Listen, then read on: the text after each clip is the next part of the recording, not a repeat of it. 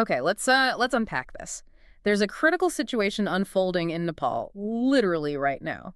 We're talking about the country's 2025 social media ban. Yeah, it's not something hypothetical. It's actually, well, it's already happened. It just dropped. Exactly, and it's huge.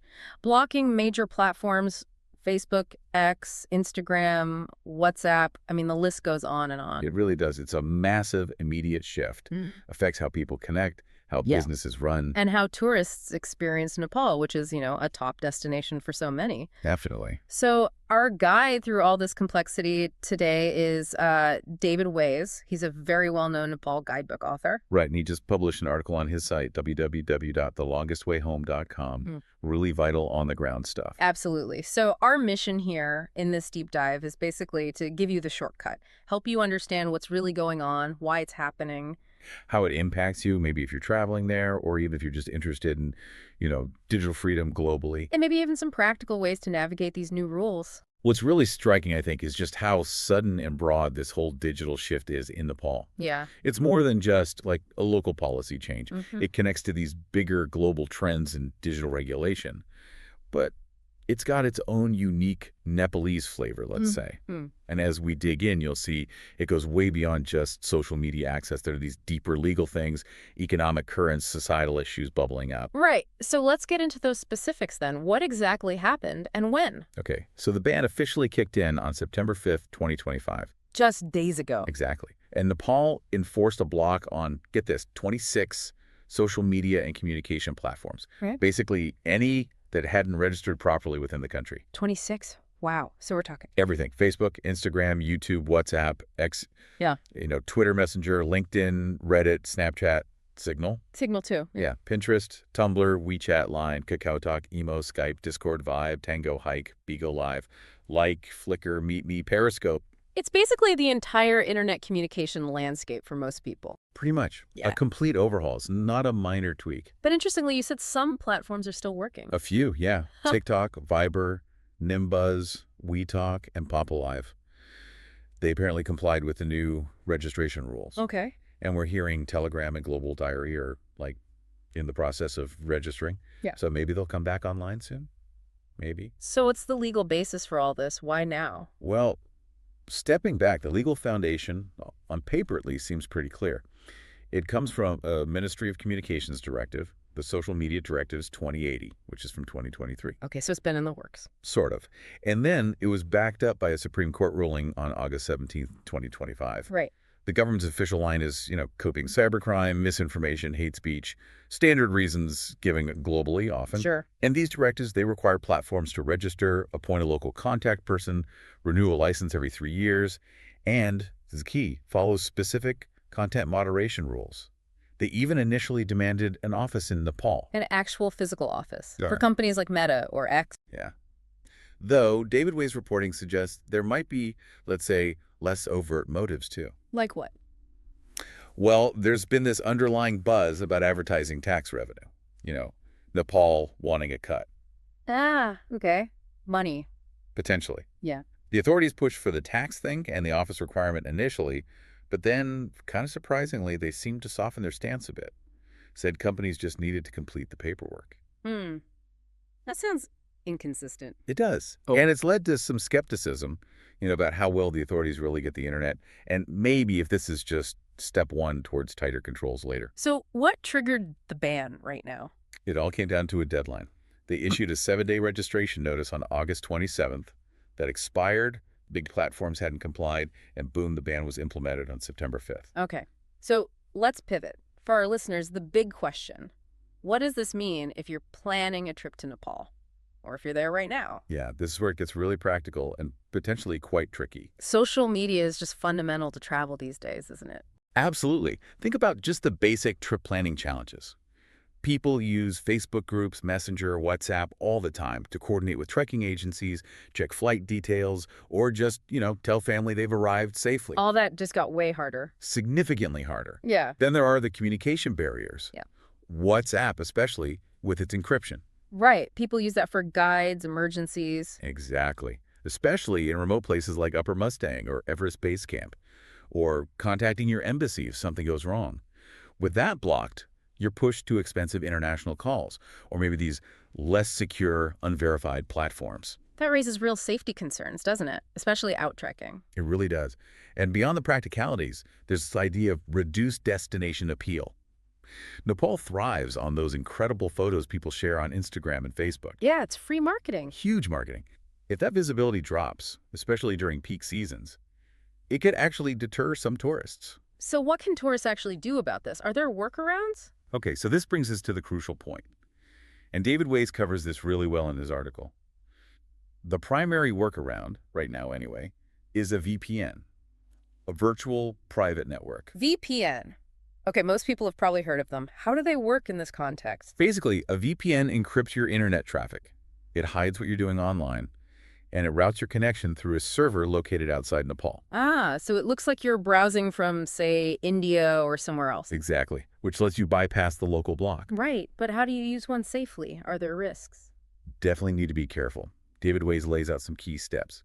First, choose a reputable VPN. Not just any free one you find. Preferably not. Think big names. Proton, NordVPN, ExpressVPN, Surfshark. They offer strong encryption, reliable connections, servers nearby like in India. Free ones can be slow, unreliable, and frankly, your data might not be safe. Okay, good tip. What else? Second, and this is super important, download the VPN before arrival. Install the app on your phone or laptop before you enter Nepal. Why Because the app stores themselves, Google Play or the Apple App Store, might be affected by the block once you're actually in Nepal. You might not be able to download it there. Got it. Download first. Then what? Third, once you're set up, you just connect to a server. Open the app, pick a server location outside Nepal, maybe India, maybe Singapore, and connect. Test it first, maybe even before you leave home, make sure it works. Okay, connect. It seems straightforward enough. Any catches? Well, fourth, you need to be aware of the risks. Using a VPN might technically violate Nepal's regulations. It's a bit of a gray area. Right. And again, avoid those free VPNs. They often log your data or have security flaws. Yeah. Stick to paid, reputable services. They're usually not expensive, like less than $10 for a month. Okay, worth the small cost for security and access. Definitely. And finally, just check for updates. Policies can change fast in these situations. What works today might not work tomorrow. So stay informed. Are there other options besides VPNs? There are more technical things, like changing DNS servers. But David mentions that's more complex and might not always work depending on the internet provider. For most people, a good VPN is the way to go. But there's a threat they might block VPNs too. That's the looming concern, yeah. Authorities are apparently threatening to ban VPN access. It's very early days, though. Whether that actually happens probably depends on political pressure, how things evolve. Okay, so VPNs are the main tool for now, but keep an eye out. Let's shift focus a bit. What about the impact inside Nepal on local businesses? Oh, it's significant, especially for businesses tied to tourism and e-commerce. Think about all those trekking agencies, hotels, restaurants. They use Facebook and Instagram constantly for marketing, right? Absolutely. It's often their primary channel to reach customers, both domestic and international. Overnight, that's just gone. It's a huge lock of marketing channels. So what do? Switch TikTok. Some might try, but TikTok might not have the same reach or target the same audience, especially for international tourists. It will undoubtedly hit the economy. We're talking real economic losses. Any estimates? Well, it halts digital income for creators, for one. And remember, when Nepal banned TikTok previously, one telecom company, Ncell, reported a loss of like 5 billion rupees. Yeah. Small businesses are really worried, especially with the big Dashain festival coming up. That's a major spending season, isn't it? Huge. And then there are the operational challenges. We mentioned WhatsApp for trekkers. Well, it's critical for remote operators in places like Mustang or Langtang, just for basic communication, logistics, bookings. So it messes up their actual day-to-day operations. Completely. Creates massive hurdles, could reduce bookings, damage trust. And, this isn't the first time Nepal's messed with the internet. David Weiss points out that back in 2010, ISPs were caught illegally injecting ads into Facebook. So there's a history here of, let's say, questionable digital practices. Right. History repeating, perhaps? And speaking of things happening alongside the ban, there's something else David highlights that's kind of slipped under the radar. Oh, what's that? It's called the Foreign Visitor Tracking System. Tracking system. Okay, tell me more. Yeah, it started rolling out around September 17th, 2025. It makes it mandatory for all foreign nationals to register on something called the Nepalaport Traveler Foreign National Tracking Module. Mandatory registration. How does it work? It uses QR codes, apparently, and mobile app authentication. The idea is real-time tracking of visitors, their location, visa status, updates. Real-time tracking. Wow. Where is this being enforced? It started in five-star hotels in Kathmandu, but the plan is to expand it to all hotels and service providers across the country by November 17th, 2025. So tourists now face blocked communication and increased surveillance. That's the dual burden. Exactly. And David Ways, in his article, doesn't mince words. He calls it a pure breach of privacy being done under the guise of security. Are there practical concerns too, besides privacy? Huge ones. He questions the practicality. Imagine the data load, the infrastructure needed for every guest house and tea house in Nepal to be online, using the system reliably. He suggests it could actually deter tourism just by being so cumbersome and invasive. Yeah, that sounds like a massive undertaking and potentially off-putting for visitors. Definitely. And this whole situation, the ban, the tracking, Yeah. it's drawing sharp criticism from press freedom and digital rights groups. Who's speaking out? Well, international groups like the Committee to Protect Journalists, CPJ, called it a dangerous precedent. They highlighted how journalists rely on platforms like X and YouTube. And locally in Nepal, The Federation of Nepali Journalists, the FNJ, and a coalition of about 22 civil society groups like Digital Rights Nepal are arguing the ban violates constitutional rights to free expression. strong pushback then. Yeah, one activist, Antosh Sigdal, pointed out that over 5 million Nepalese live abroad and depend on these platforms to connect with family. And Access Now compared it to authoritarian censorship, noting that even places like Iran or China haven't implemented such a complete block across so many platforms at once. That's a stark comparison. It is. And all this feeds directly into another really interesting and potentially volatile development, Which is? the hashtag Gen Z and hashtag NepoBabies protest. It was planned for September 8th, 2025 in Kathmandu. Okay, hashtag Nepo babies. What's that about? It's a term, kind of a hashtag movement driven by younger Nepalese journalists, activists. They're basically fed up Fed up with what? with perceived corruption, inequality.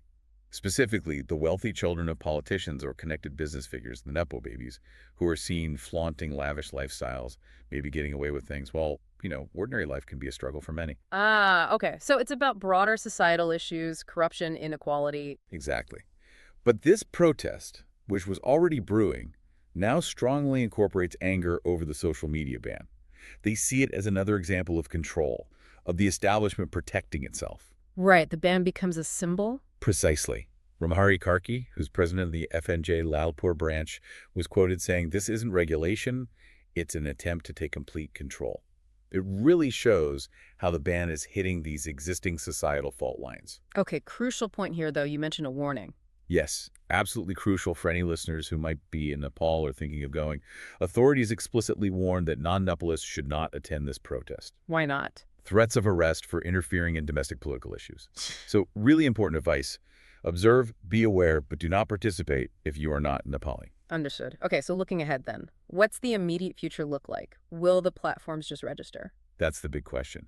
David's article mentions Meta, Facebook's parent company, made an inquiry, and X asked for documentation. But as of his writing, no major platforms had actually registered. So they're holding out. It seems like it, for now. Meanwhile, inside Nepal, many people are turning to those free VPNs we talked about. Which carries cybersecurity risks. Big time. And the ISPs, the internet providers, seem to be having trouble actually enforcing the ban consistently. Sometimes it works, sometimes it doesn't. It adds to the confusion. And the visitor tracking system adds another layer of complexity and concern. Yeah, potential to deter tourists, huge burden on businesses. Plus, there's talk of a formal social media regulation bill being proposed, which critics fear will just cement this kind of censorship. So the September 8th protest could be significant. Potentially, yes. It could be a real pressure point, showing the government the level of public discontent, not just about the ban, but the broader issues too. Stepping back again, is this like a major turning point for Nepal, politically?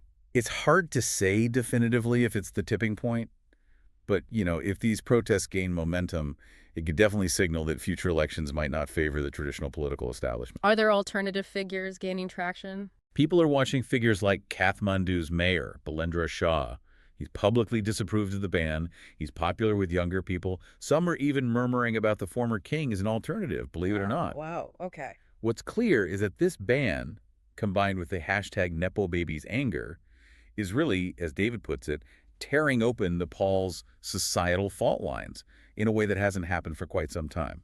And what's David Way's take on what should happen? His perspective is quite clear in the article. He actually hopes the big tech companies don't register. He argues that complying could lead to more demands down the line, more headaches, and ultimately a bigger loss of digital freedom in Nepal. That's a strong stance. Resist, even if it means users lose access temporarily. That seems to be the argument, yeah, that the long-term principle of resisting potentially problematic regulation is more important. So, wrapping this up, what does this all mean for you, the listener? Well, it really makes you think, doesn't it, about that balance between government wanting accountability online and the principles of digital freedom, plus the real-world economic impact. And it leads to a pretty fundamental question, I think. Which is? What do you think? Should these huge global tech companies comply when a country imposes regulations like this, regulations that might chip away at digital freedoms? Or should they stand firm, refuse to register, even if it means people in that country lose access to their platforms? It's a really tough dilemma. No easy answers, and it's a scenario playing out in different ways all over the world. Yeah. Not just in Nepal. Something to definitely mull over. That really was a fascinating discussion, digging into something happening, like we said, right now. And I think the key takeaway for anyone planning travel... Get that VPN sorted before you go. Absolutely. Download and test a reputable VPN today. That seems like very sound advice, straight from David Way's. Our goal here was really to cut through the noise, give you a clear picture. And it truly underscores this ongoing global conversation about digital governance, doesn't it? That constant push and pull between control and freedom online. Yeah. Keeping aware, thinking critically about these things. It's more important than ever as this landscape keeps shifting. Couldn't agree more. And we have to give credit where it's due. Our insights today were really shaped by that excellent on-the-ground reporting from David Way's, the Nepal guidebook author. His website, again, is www.thelongestwayhome.com. Right. If you're planning a trip or just want to follow this specific situation, his site is invaluable. And honestly, his guidebooks are absolutely top-notch for navigating Nepal itself. Highly recommend them. Agreed. Well, thanks for joining us on the deep dive. We look forward to helping you uncover more crucial knowledge very soon.